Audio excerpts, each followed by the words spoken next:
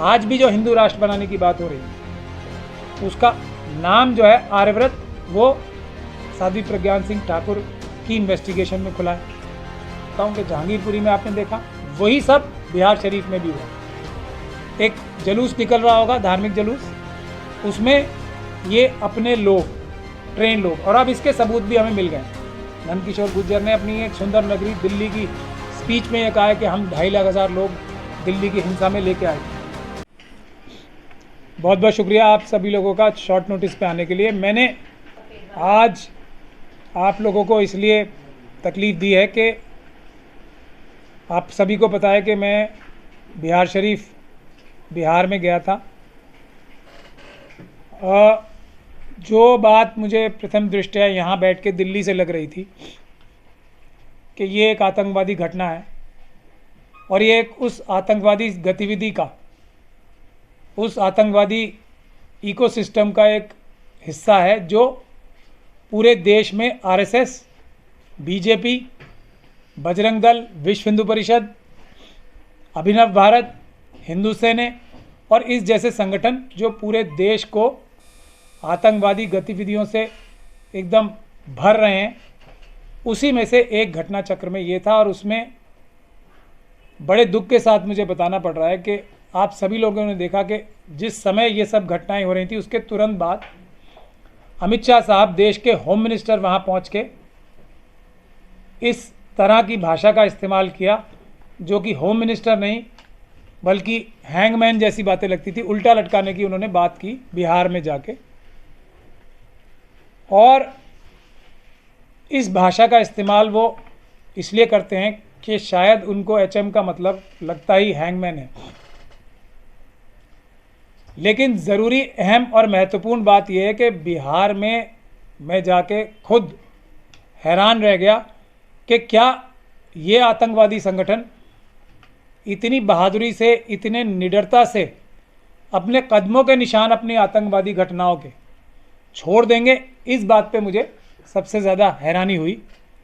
मैंने बार बार इस बात को कहा है कि ये एक ही प्रकार का घटना चक्र है और एक ही प्रकार के संस्कार हैं, जो संस्कार आप एक भारतीय जनता पार्टी की मेंबर ऑफ पार्लियामेंट है साध्वी प्रज्ञा सिंह ठाकुर, उनके ऊपर देश के सबसे ईमानदार व्यक्ति ने, देश का एक सबसे अच्छा ऑफिसर और बहादुर ऑफिसर और कर्मठ ऑफिसर, वफादार ऑफिसर हेमंत करकरे साहब थे, जो 26/11 के हमलों में आतंकवादियों द्वारा मारे गए, जो आतंकवादी पाकिस्तान से आए थे। तो उन्होंने साध्वी प्रज्ञान सिंह ठाकुर, लेफ्टिनेंट कर्नल पुरोहित के खिलाफ क्या इन्वेस्टिगेशन की थी जिसकी चार्जशीट फाइल हुई है। वो ये इन्वेस्टिगेशन थी कि अभिनव भारत नाम का एक वो संगठन चला रहे हैं, जिस संगठन का मकसद ये है कि देश में हिंदू मुसलमान झगड़े कराना, धर्म के नाम पे झगड़े कराना और इतनी अफरा तफरी का बॉम्ब ब्लास्ट करना और इतनी अफरा तफरी का माहौल बना देना कि देश की सेना और पुलिस जो है वो भी बहुत ज़्यादा बिजी हो जाए और वो तब देश की सेना को, भारत सरकार को अपने हथियारबंद बगावत करके, जिसमें वो विदेशी ताकतों का भी साथ लेंगे, भारत को ख़त्म करें और एक आर्यव्रत नाम का देश बनाएं। ये जो करकरे साहब हैं उनकी चार्जशीट का ये हिस्सा है। साध्वी प्रज्ञान सिंह ठाकुर जो है उसमें मुलजिम। यही कमोबेश उन्होंने अपनी टैक्टिक्स बेसिकली चेंज नहीं की है। आज भी जो हिंदू राष्ट्र बनाने की बात हो रही उसका नाम जो है आर्यव्रत, वो साध्वी प्रज्ञान सिंह ठाकुर की इन्वेस्टिगेशन में खुला है। मनुस्मृति लागू होने की जो बात हो रही है बार बार हिंदू राष्ट्र में, वो मनुस्मृति भी लागू की जाएगी। ये भी इन लोगों की साजिश का हिस्सा है और उसी साजिश के तहत आप लोग देखते हैं कि मुस्लिम कम्युनिटी के ऊपर, सिख कम्युनिटी के ऊपर, क्रिश्चियन कम्युनिटी के ऊपर और यहाँ तक कि शेड्यूल ट्राइब कम्युनिटी के ऊपर भी एक ही तरह के मेथड से हमले कराए जाते हैं। एक ही इकोसिस्टम इस्तेमाल होता है। मैं आपको बताता हूँ कि जहांगीरपुरी में आपने देखा, वही सब बिहार शरीफ में भी हुआ। एक जुलूस निकल रहा होगा, धार्मिक जुलूस, उसमें ये अपने लोग, ट्रेन लोग, और अब इसके सबूत भी हमें मिल गए। बिहार में भी, यहाँ तो हैं ही हमारे पास दिल्ली में, बिहार के सबूत भी हम लोगों के हाथ लग गए। तो एक पीसफुल जुलूस निकल रहा है रामनवमी का, उसमें ये आतंकवादी, ट्रेंड आतंकवादी जो एक ही तरह से ट्रेंड होते हैं, एक ही जगह के, एक ही तरह के हथियार होते हैं उनके पास, एक ही तरह के उनके नारे होते हैं, एक ही तरह के गमछे होते हैं और एक ही तरह का मेथड होता है। उन्होंने हमले किए और हमले शुरू होने के, देखिए कितनी अच्छी बात है, वहाँ पे कि जो डीएम थे वहाँ के, उन्होंने एक पीस कमेटी बनाई थी, अमन कमेटी। उसमें जो लोग वहाँ बैठ के रिसीव कर रहे थे मुस्लिम समुदाय के और पानी भी पिला रहे थे, वहाँ से पानी पीने की जगह है वहाँ पे हुए एक कब्रिस्तान के बाहर, उनके ऊपर आके उनसे पहले कहा कि जय श्री राम के नारे लगा और वो जब, और तुरंत उनके ऊपर तलवारों से हमला कर दिया। ऐसे शुरुआत हुई है इसकी। उसके बाद मस्जिद में आग, उसके बाद मस्जिद में हमला, उसके बाद मदरसे में आग, उसके बाद दुकानों पे आग, चुन चुन के मुस्लिम समुदाय के जगह दुकानें जलाई गई और कुछ नॉन मुस्लिम समुदाय की बहुत गिनती की प्रॉपर्टीज़ भी जलाई गई। अब वो जानबूझ के साजिश का हिस्सा थी या उन्होंने बेध्यानी में जला दी, ये एक इन्वेस्टिगेशन का विषय। लेकिन महत्वपूर्ण विषय यही है कि जैसे दिल्ली की पुलिस जहांगीरपुरी में कर रही थी, और ये बहुत सबसे शॉकिंग बात मुझे लगी, तब मुझे ये समझ में आया कि जैसे दिल्ली की पुलिस पिछली बार जहांगीरपुरी में, दिल्ली के जो भी नॉर्थ ईस्ट के जो वायलेंस हुआ उसमें दिल्ली पुलिस के बहुत सारे भ्रष्ट अधिकारी किस तरह से शामिल थे इन आतंकवादियों के साथ।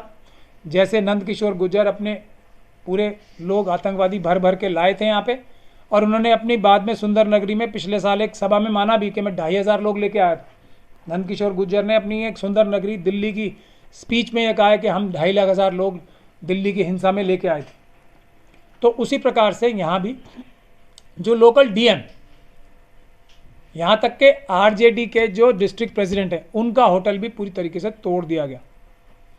जो दिल्ली में होता था, जहांगीरपुरी में जैसे हुआ कि इस तरफ से कोई एफआईआर नहीं लिखी गई, वही गतिविधि सारी बिहार शरीफ में भी वहाँ के डीएम ने, वहाँ के एसएसपी ने, वहाँ के एसपी ने, वहाँ के एसएचओ ने इस तरफ के लोगों की एफआईआर ही लिखने से मना कर दिया। बहुत मेहनत और लंबी मुशक्क़त के बाद भी लिखी गई। दूसरी बात, नामजद एफआईआर लिखने के लिए मना किया, लेकिन फिर भी बहुत सारे लोगों ने बजरंग दल का नाम लिख के एफआईआर कराने में कामयाब हो गए। तो नीतीश कुमार जी को सबसे पहले, और अब जो है इस तरह की इन्वेस्टिगेशन की जा रही है आज भी वहाँ पे। पहले तो मैं वहाँ गया तो वो मस्जिद को रिपेयर करने के लिए वहाँ कॉरपोरेशन के लोग आए हुए थे, तो मैंने जाके पूछा ये क्या हो रहा है, ये तो अपराध मिटाना है, ये तो 201 है। तो हमने जाके वो मस्जिद की जो कंस्ट्रक्शन सरकार का कॉरपोरेशन डिपार्टमेंट ज़बरदस्ती कर रहा था, मस्जिद की कमेटी की परमिशन के बगैर, उनकी विरोध के बगैर, वो रुकवाया। फिर अधिकारी और प्रशासन अधिकारी इस बात की ताकत लगा रहे थे कि ये जो मदरसे में जले हुए किताबें पढ़ी हैं इनको हटा दिया जाए और इसकी साफ़ सफाई कर दी जाए और हम इसके ऊपर पैसा खर्च करके इसकी रिनोवेशन करा देते हैं। ये भी सबूत मिटाने जैसा काम है। सबूत मिटाने में यानी कि लोकल प्रशासन शामिल है। तो सबसे पहले तो मैं ये समझ गया हूँ कि ये अमित शाह जी की जो वहाँ पे विजिट थी और जो लोकल प्रशासन के जो भ्रष्ट अधिकारी थे, भ्रष्ट कहूँ या उन्हें वो आरएसएस और बीजेपी के वो प्लांटेड अधिकारी या उनके से उनका समर्थन करने वाले अधिकारी थे, वो पूरी ताकत इस बात की लगा रहे हैं कि किसी तरीके से नीतीश कुमार जी की सरकार की बदनामी हो। पूरी ताकत लगा रहे हैं इस बात के लिए, और इस बात के लिए भी पूरी ताकत लगाई जा रही है कि किस प्रकार से नीतीश कुमार जी की सरकार का नाम बदनाम हो, तेजस्वी यादव जी की सरकार, जो सरकार है डिप्टी सीएम है, उनका नाम बर्बाद हो। और नीतीश कुमार जी को और तेजस्वी यादव जी को मैं ये अब कहना चाहता हूँ कि वो बहुत ध्यान से अपने चारों तरफ देख लें कि कौन कौन ऐसे लोग हैं जो उन्हें मिसगाइड कर रहे हैं, क्योंकि वो ऐसा जो मैं ग्राउंड पे देख के आया हूँ वो ऐसा कभी नहीं चाहेंगे हो। ये उनकी मर्जी के बगैर हो रहा है, ये मैं अपने समझ से कर सकता हूँ। क्योंकि सबसे ज़्यादा नुकसान इन चाणक्य अमित शाह जी की चालों का नुकसान तो नीतीश कुमार जी को, जो कि एक प्राइम मिनिस्टर कैंडिडेट भी हैं, उनकी छवि को नुकसान पहुँचाने के लिए और इस सारे षड्यंत्र को रच के, इस आतंकवादी घटना को रच के भारतीय जनता पार्टी को वोट्स जो हैं बिहार में पोलराइज करने के लिए। बंगाल में भी यही पॉलिसी है ममता बनर्जी जी के खिलाफ, और बिहार में भी यही पॉलिसी है, और इसी तरह की पॉलिसी आपने तमिलनाडु में भी देखी है। वहाँ एक डिफरेंट चीज़ है, वहाँ पे तमिल भाषी लोगों के खिलाफ हिंदू भाषी लोगों को किया जा रहा है, मतलब हिंदी भाषी जो बिहार के लोग हैं। यही साजिश मनीष कश्यप जो अरेस्ट हुआ था, कमोबेश इसी तरह की आतंकवादी साजिश में वो भी शामिल था। और ये सब चाइना और पाकिस्तान के इशारे पे ही हो रहा है, क्योंकि सबसे ज़्यादा फायदा चाइना और पाकिस्तान को ही होगा भारत की कमज़ोरी होने से। तो अब मैं ये कह रहा हूँ कि अगर नीतीश कुमार जी की सरकार जो सबूत मैं इकट्ठे करके लाया हूँ वहाँ से, आतंकवादी घटनाएं, आतंकवादी संगठन है बजरंग दल और विश्व हिंदू परिषद, उनके एक ऑफिस भी है वहाँ पे मेन रोड पे, मैं ये भी देख के आया।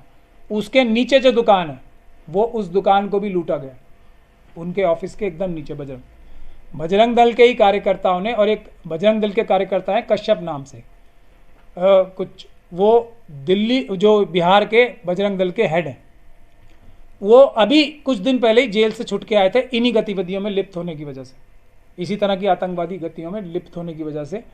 उन्होंने आते ही इस जो रामनवमी का जुलूस हुआ है उसमें भी उनकी मौजूदगी थी और वो भी उसमें शामिल पाए गए हैं, वो भी सबूत में इकट्ठे करके लाया। सोशल मीडिया पे इतने ज़्यादा सबूत हैं, और भी दूसरे सबूत मैं अभी आपको बताना नहीं चाहता। मैं सिर्फ नीतीश कुमार जी से और बिहार सरकार से ये निवेदन करना चाहता हूँ, और ये भी उससे पहले कहना चाहता हूँ कि अगरचे नीतीश कुमार की सरकार हमारी मदद करेगी, तो हम बजरंग दल और विश्व हिंदू परिषद, आरएसएस और बीजेपी के जो ये कार्यकर्ता हैं उनके खिलाफ इस आतंकवाद की घटना का आतंकवादी मुकदमा दर्ज कराने में कामयाब बहुत आसानी से हो जाएंगे। और आतंकवाद की इस घटना पे और आतंकवादी संगठन को आतंकवादी संगठन घोषित कराने के लिए बजरंग दल को, क्योंकि दिल्ली में भी वही मौजूद थे, यूपी में भी वही मौजूद होते हैं हर जगह इस प्रकार की आतंकवादी घटनाओं में, और दूसरी जगहों पे भी मौजूद होते हैं, तो हम इन सभी संगठनों को आतंकवादी संगठन घोषित कराने में भी बहुत जल्दी कामयाब हो जाएंगे अदालतों और कोर्ट के माध्यम से, अगर नीतीश कुमार जी की सरकार हमें मदद करेगी। और मदद हमें क्या चाहिए होती है? मदद हमारी सिर्फ यह है कि किसी एक पक्ष का पक्षपात नहीं करना है, कोई भी पक्षपात नहीं करना है। जो कानून कहता है, जो संविधान कहता है, वही कड़ाई से पालन करना है। कुछ ईमानदार ऑफिसर्स की एसआईटी बना दें नीतीश कुमार जी, और क्योंकि इसमें एमएलए भी इन्वॉल्व हैं लोकल, और एमपी साहब तो खुद अमित शाह जी गए थे वहाँ पे, वो एमपी हो गए, तो 120 धारा इन्वेस्टिगेशन तो होनी चाहिए ना उनके ऊपर कि वो तुरंत वहाँ कैसे पहुँच गए और इस प्रकार की भद्दी भाषा का, एग्रेसिव भाषा का प्रयोग क्यों किया उसी घटना चक्र का फ़ायदा उठा के, तो उसकी भी इन्वेस्टिगेशन होगी। तो ये एमपी एमएलए कोर्ट में केस चलेगा, वहाँ पे सुप्रीम कोर्ट की डायरेक्शन है कि फास्ट ट्रैक तरीके से होना चाहिए। तो इन्वेस्टिगेशन 2 महीने में ख़त्म, सबूत तो हम ही दे देंगे सारे, इसको आतंकवादी जो इन्होंने अपराध किया उसके सारे सबूत हम ही दे देंगे, और अगर कोई इन्वेस्टिगेटिंग एजेंसी करेगी तो उसके पास और ज़्यादा 100 गुना ज़्यादा सबूत आ जाएंगे। केस साबित करने के सारे सबूत मेरे पास मौजूद हैं आज। वहाँ के लोगों ने भी हमें वकील बनाने के लिए वकालतनामे साइन हो रहे हैं, तो हम तो अपने आप करेंगे ही कानूनी कार्रवाई से। अगर सरकार मदद करेगी तो ये चुटकी बजाते हो जाएगा काम, और पूरे देश को छुटकारा मिलेगा। मैं तेजस्वी यादव जी को और नीतीश कुमार जी को एक बात याद दिलाना चाहता हूँ कि उनके पास एक बहुत ही अच्छे नेता हैं लालू यादव जी, उनकी सलाह पे चलेंगे तो वही एक ऐसे व्यक्ति हैं जिन्होंने इस हिंदू राष्ट्र बनने की जो कार्रवाई थी, जो रथ यात्रा के द्वारा अडवाणी जी कर रहे थे, उन्होंने उसको रोका था। और 10 से 12-13 साल के लिए ये जो उनका जो घटना चक्र रुका था, पोस्टपोन हुआ था, वो लालू यादव जी की वजह से हुआ था, क्योंकि उन्होंने वो रथ यात्रा, उन्होंने कड़ाई से कानून का पालन किया। वही हम ये चाहते हैं कि निष्पक्ष रूप से इसकी इन्वेस्टिगेशन हो, सबूत हमारे पास हैं, कोई इन्वेस्टिगेशन एजेंसी अच्छी करेगी तो बहुत ही आराम से सबूत और भी आ जाएंगे। और ये आतंकवादी संगठन और इनकी आतंकवादी घटनाएं, जिसमें प्रेस के लोग भी जो टीवी पे शामिल हैं, जो आधी अधूरी खबर दिखाते हैं, वो भी इसमें होंगे। जो उनके स्पोक्स पर्सन, जो इंटेलेक्चुअल्स की शक्ल में आते हैं, जो इन घटनाओं को डिफेंड करते हैं, वो पुलिस के और सरकारी अधिकारी जो इस आतंकवादी संगठन का एक हिस्सा है, वो भी पकड़े जाएंगे। सबके सबूत हम इकट्ठे कर लाएं। और जो इनके पीछे बैठे इनके मास्टर ट्रेनर्स हैं आरएसएस के नागपुर में हेडक्वार्टर में आरएसएस के, वो भी 120B में इस गतिविधि में लिप्त पाए जाएंगे, और उन सभी के खिलाफ पूरे देश को बहुत बड़ी निजात मिलेगी। और पाकिस्तान और चाइना के जो गंदे इरादे हैं देश को हमारे मज़हब के नाम पे लड़ाने के लिए, हिंदी भाषी को, साउथ को नॉर्थ वालों से लड़ाने के लिए ये जो साजिश चल रही है, और एक अच्छा कदम स्टालिन साहब ने भी लिया है एनएसए लगा के, वो जो मनीष कश्यप है उन पे। बिहार में हालांकि अभी तक नहीं हुआ है, तो बिहार में मैं एक ही सलाह दे के बात क्लिंच करना चाहता हूँ। अभी AK एंटनी जी के बेटे ने बीजेपी ज्वाइन की है। ये बात जब AK एंटनी की रिपोर्ट आई थी, ये बात हमने कांग्रेस हाईकमांड को, तब मैं कांग्रेस में ही था, बताई थी, बहुत ही साफ तौर पे बताई थी कि AK एंटनी साहब RSS के टच में हैं। RSS के इशारे पे उन्होंने एक ऐसी रिपोर्ट दी थी जिसमें कांग्रेस की मेजर पॉलिसी चेंज हुआ था। जो माइनॉरिटी तुष्टीकरण के खिलाफ एक रिपोर्ट आई थी ना, एंटनी कमेटी की रिपोर्ट, आप सबको याद होगा, वो AK एंटनी कमेटी की रिपोर्ट RSS के इशारे पे और उनके कहने पे आई थी। और आज उसका सबूत बिल्कुल सामने आ गया। 2 दिन पहले उनके बेटे ने भारतीय जनता पार्टी ज्वाइन कर ली है। तो आज भी कांग्रेस में भी और नीतीश कुमार जी की सरकार में भी उन्हीं के बहुत क्लोज लोग, जिन पे वो बहुत ज़्यादा भरोसा करते हैं, वो RSS के पेरोल पे हैं, RSS का काम कर रहे हैं। अगर हम अपने अंदर के गद्दारों को, कुछ गद्दारों का पॉइंट आउट, मैं अपने यहाँ के जो सीनियर मजहबी रहनुमा है उनमें से भी मुट्ठी भर लोगों को पॉइंट आउट कर चुका हूँ, ये RSS के दलाल हैं। वैसे ही दलाल सरकारों के अंदर उन्होंने घुसा रखे हैं, सरकारी अफसरों के जैसे, और बहुत बड़े बड़े उनके जो सलाहकार हैं, वो भी सब RSS के जो दलाल हैं, उनको आइडेंटिफाई करें। हमारी आधी लड़ाई तो इसी से सॉल्व हो जाएगी कि RSS के दलाल हमारे सभी नेता ढूंढें, उनको आइडेंटिफाई करें।